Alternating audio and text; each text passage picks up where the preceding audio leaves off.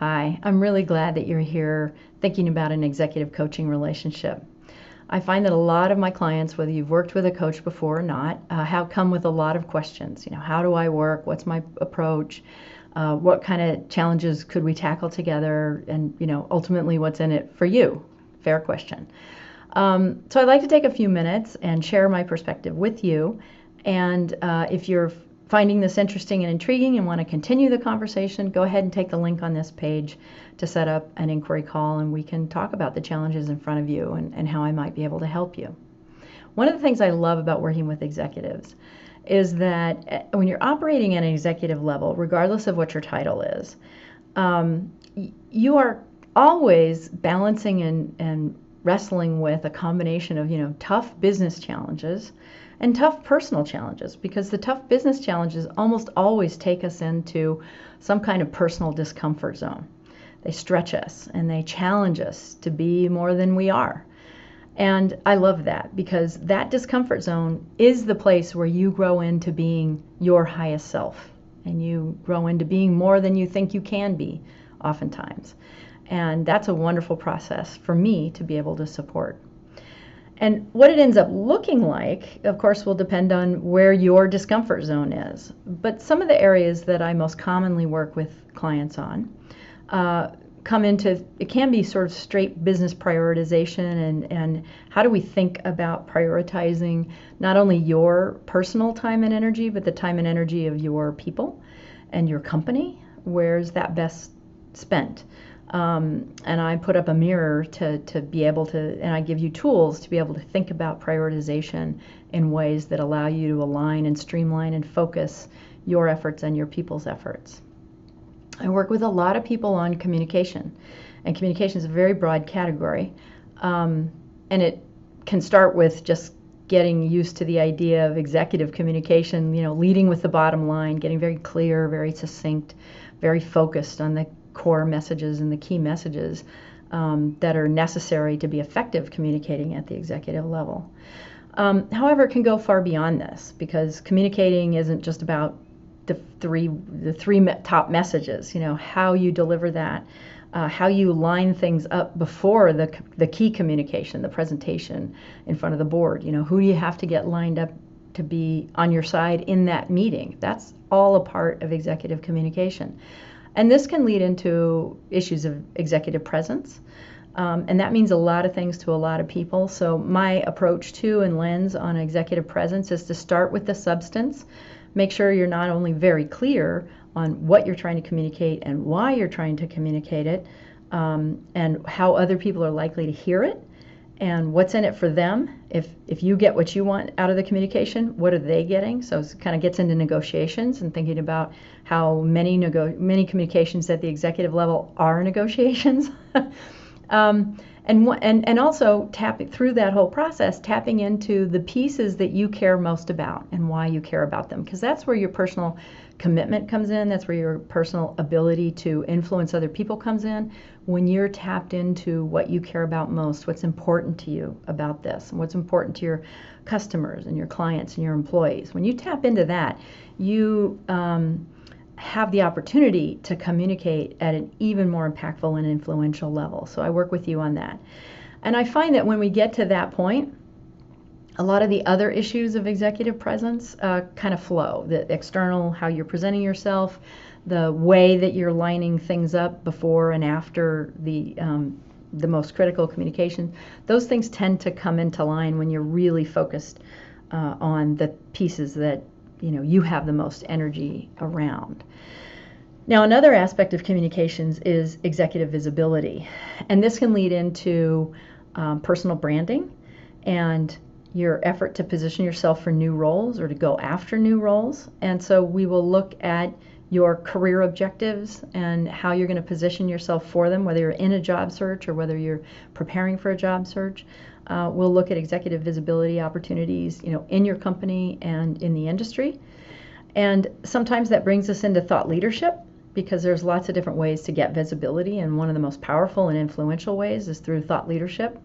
And I have tools to help you hone in on some thought leadership platforms, because if you are operating, even if you have a public relations department or firm supporting you or your company, they often are not going to go to the ever to help you come up with your thought leadership platform. But once you have it, they'll help you get media placements and speaking opportunities. But actually coming up with it on your own and honing it for a broader audience can be something that we can work on. That's where my marketing background comes in handy. I'll talk about that in a minute. The other area that I work with a lot of executives on is leading change. And I do a lot of training and consulting in the change leadership area.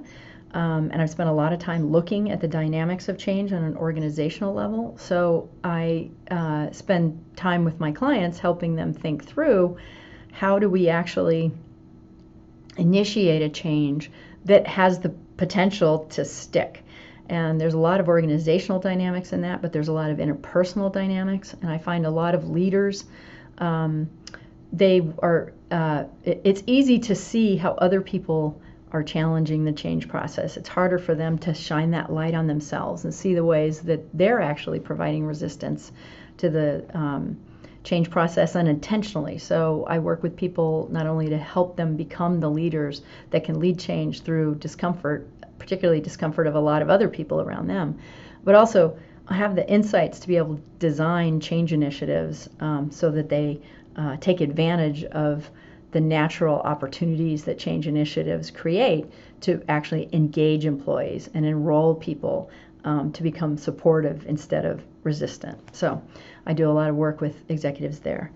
And all of this really kind of leads us to the opportunity that you have that I'm very focused on, which is being your best self and growing into your highest potential through the process of these various challenges, like the ones we've talked about and perhaps other ones.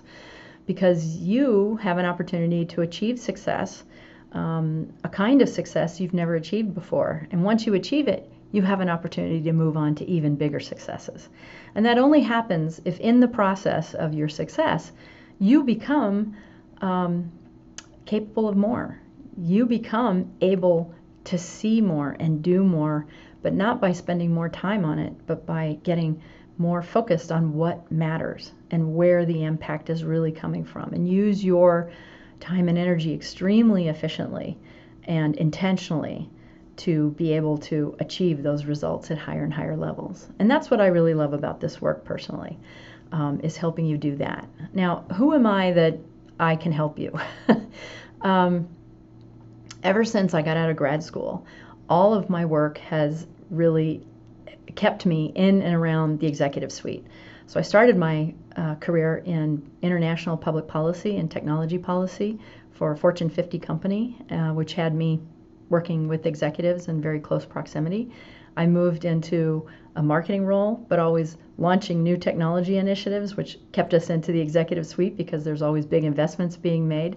And then when I moved into executive roles myself in more mid-sized and smaller companies, I was in the marketing role, but operating in the executive team, I got a real sense of the dynamics that happen in the team. And I began to understand that, just because you have a discipline in marketing or administration or operations or sales, doesn't mean that that's the limit of your executive responsibility or your executive perspective, because now you really have to be operating at a strategic level and just, company-wide. And you need to be thinking about the company's overall success and presentation to the market as a whole. And that's a different perspective. It requires not only different perspective in terms of how you think about success, your own and the company's, but it also brings you into some really challenging relationships with your peers, with people on their teams, people on your teams, with the board, and it gets pretty complex. And that's where it becomes more than just communication. It's not about an individual relationship. It's more about how you are seen. What's your brand? What influence do you have? How do you navigate and negotiate those relationships for your own benefit and for the company's benefit? That's a really interesting place to be. And having worked both in commercial, government, large nonprofits, launching businesses into the market and having to negotiate all of the decisions that get made in launching businesses, I've picked up a lot of tips and experiences that are relevant. Also, having worked for companies for several years, training their employees on change and working with them to look at employee engagement strategies, I've come up with a lot of tools and a lot of techniques that can help you pretty efficiently and quickly pick up some new skills, particularly interpersonal skills, but also skills related to designing change initiatives, etc. So I bring all of that to bear as needed and as appropriate in our relationship to help you really identify what are those key areas you have to grow into your highest potential using the challenges right in front of you. And then I support you in the process to make sure that gets done. And I bring in an intuitive and a compassionate approach to our work together too, because this is hard work and it's not always easy. And I know that. And I'm here to stand with you and stand for you as you're standing for the company's success and your team's success. And that's what I love most about this, is that I get to help you see your highest potential, support you as you grow into it until you can see even more of your potential beyond that. So I look forward to talking to you and carrying this conversation a little bit further. So take the link below and schedule us a short call, and we'll see if we're a good fit. Take care.